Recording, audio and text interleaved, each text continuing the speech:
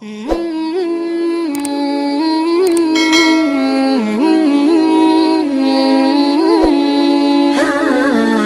dua kata yang sering bersandingan.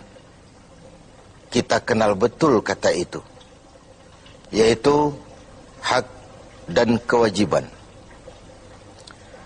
Kewajiban adalah sesuatu yang harus kita laksanakan.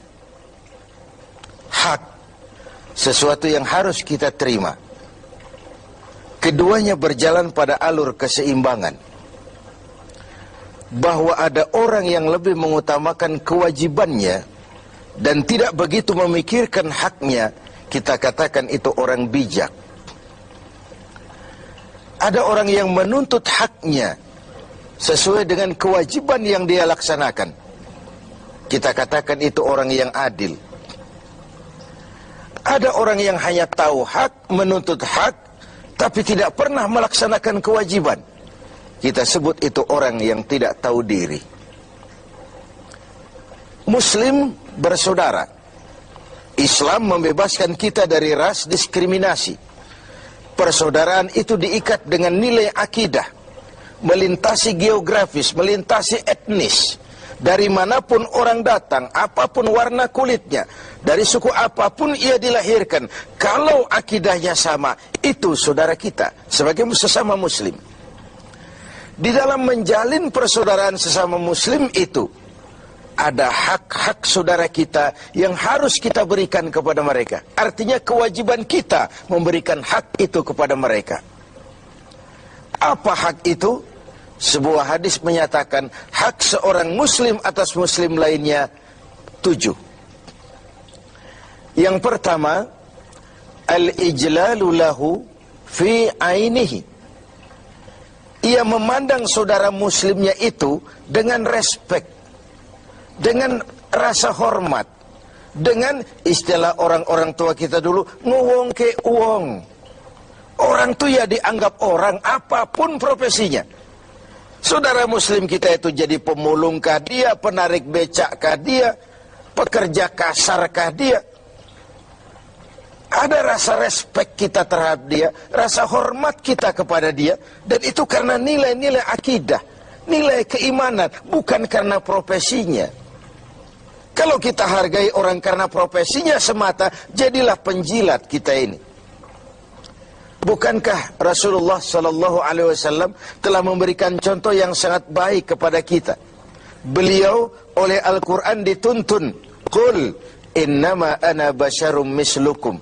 Katakan kepada mereka Muhammad, umatmu, aku manusia juga seperti kalian. Seolah-olah Tuhan ingin berpesan, Muhammad, jangan tempatkan dirimu di atas yang lain.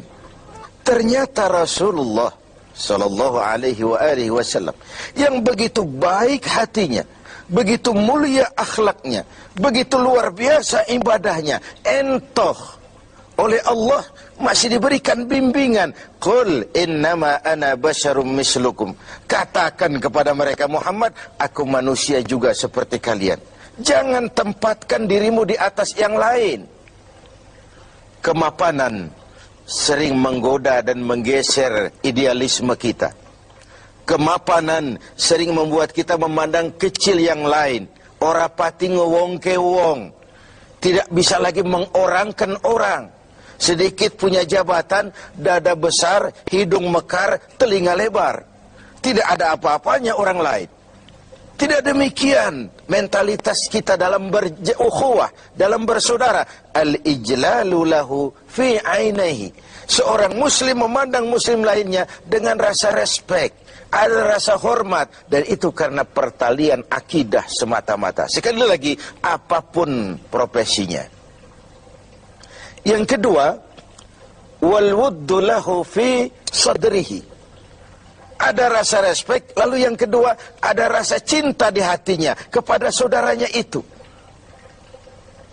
Kesenangannya membuat kita senang, kesulitannya membuat kita juga ikut merasakan sulit. Bukankah muslim dengan muslim seperti satu tubuh? Kalau yang satu sakit, yang lain ikut merasakan sakit. Ini yang hilang dari kita sekarang. Ini yang tidak lagi kita miliki. Ketika ibu jari tersandung batu, mulut berkata aduh, kepala ikut pusing, air mata mengalir tanpa komando, refleks terjadinya. Bahkan tidak pernah ada ibu jari tersandung, mulut malah nyumpahi, rasain aja sendiri. Tidak mungkin seperti itu. Begitulah kita dalam menjalin komunitas sebagai seorang muslim. Ada rasa cinta di hati kita. Kemajuannya membuat kita senang. Semakin tinggi dia, semakin menjulang dia, semakin ikut senang kita. Senang dengan orang yang senang. Susah kalau melihat dia susah. Itu yang kedua. Lalu yang ketiga, wal muwasat lahu fi malihi, menyantuni dia di dalam hartanya. Ada proses take and give. Dia kaya, kita bersama mendampingi bagaimana dia bisa memanfaatkan hartanya di jalan Allah dengan cara yang baik. Dia memerlukan, bisa kita memberikan bantuan dengan tidak perlu mengharap balasan dari dia, karena keikhlasan tentu hanya mengharap balasan dari Allah Subhanahu wa taala. Ketika kita memberikan sesuatu kepada yatim, kepada mustad'afin, kepada orang-orang yang lemah, dia mungkin tidak akan bisa membalasnya seketika, tapi Allah tidak akan berdiam diri tentu. Wallahu fi aunil abdi madamal abdu fi auni akhi. Allah akan selalu menolong seorang hamba selama hamba itu masih mau menolong saudaranya. Yang keempat, wa ayyuharrima ghibatahu. Dia tidak melakukan menggunjingnya, dan tidak juga mau mendengarkan pergunjingan orang tentang saudaranya itu. Inilah hebatnya muslim. Karena apa? Al-istighal bi'uyubil khalqi. Orang yang terlalu sibuk mencari kekurangan orang lain, itu pertanda orang yang mati hatinya. Muslim itu saudara kita, digunjing orang dia, perih kita dibuatnya. Jangankan lagi menggunjing, ikut mendengarkan saja gunjingan orang tentang saudara kita itu, kita membatasi diri.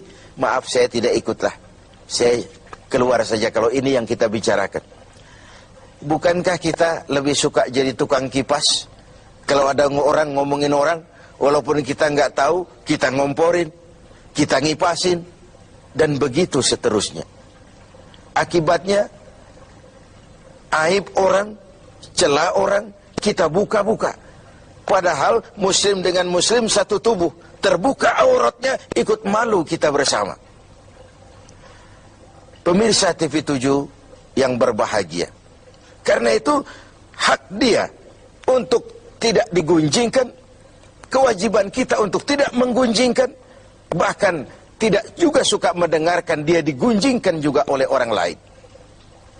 Yang kelima, wa ayyauda fi maradih. Kalau dia sakit, jenguk. Ini pun sudah langka sekarang ini. Silaturahmi. Kedatangan kita saja sudah merupakan obat. Doa kita sudah memberikan sugesti bagi proses penyembuhannya. Karena apa yang tidak kita suka terjadi pada diri kita, jangan juga lakukan itu pada orang lain. Apa yang ingin orang lain lakukan terhadap kita, harus juga kita mau melakukannya kepada orang lain. Kalau kita ingin dihormati, belajarlah menghormati orang lain. Kalau kita ingin didengarkan pembicaraan kita, suka jugalah mendengarkan pembicaraan orang lain. Ada proses take and give dalam kehidupan ini. Yang keenam, wa ayyu syai'a janazatahu. Kalau berpulang dia, meninggal dunia dia, antarkan jenazahnya. Antarkan jenazahnya, kesempatan terakhir menuju tempat peristirahatannya yang terakhir. Lalu yang terakhir, wa alla yaqula lahu ba'da mautihi illa khairan. Setelah wafatnya, tidak ada pembicaraan lagi tentang saudaranya itu kecuali yang baik-baik saja. Tidak lantas setelah saudaranya meninggal, oh dia memang hutangnya di mana-mana itu. Oh di sana nipu, di sini nipu. Tidak. Setelah saudaranya tidak ada, meninggal, pembicaranya hanya tentang yang baik-baik saja dari saudaranya itu. Begitulah hak saudara kita yang harus kita berikan. Begitulah kewajiban kita yang harus kita laksanakan. Innamal mar'u ahadisun ba'dahu Fakun hadisan hasanan liman wa'a. Manusia akan jadi pembicaraan setelah dia tidak ada. Maka berusahalah kau menjadi pembicaraan yang baik bagi orang-orang yang kau tinggalkan. Berusahalah dalam hidup ini agar kau jadi pembicaraan yang baik-baik bagi orang yang kelak kau tinggalkan itu. Pemirsa TV7 yang berbahagia, inilah hak-hak yang harus kita berikan kepada saudara kita muslim. Ini pula kewajiban-kewajiban yang harus kita laksanakan sebagai muslim. Semuanya dalam rangka membentuk sebuah komunitas yang diikat tadi dengan nilai-nilai akidah. Al-mu'min kal-mu'min kal-bunyan yasuddu ba'dahu ba'da. Dalam riwayat lain, muslim dengan muslim seperti sebuah bangunan, yang satu harus saling memperkuat dengan yang lain. Sebuah bangunan dinamakan rumah karena ada yang mau jadi tiang, mau jadi jendela, mau jadi pintu, mau jadi genteng. Begitulah umat ini. Ada dia yang jadi pejabat tinggi, ada dia yang jadi pemulung, ada dia yang jadi tukang beca. Pendeknya, tidak ada pekerjaan halal yang hina. Dan jangan karena profesi menyebabkan kita memandang remeh dan ringan orang lain.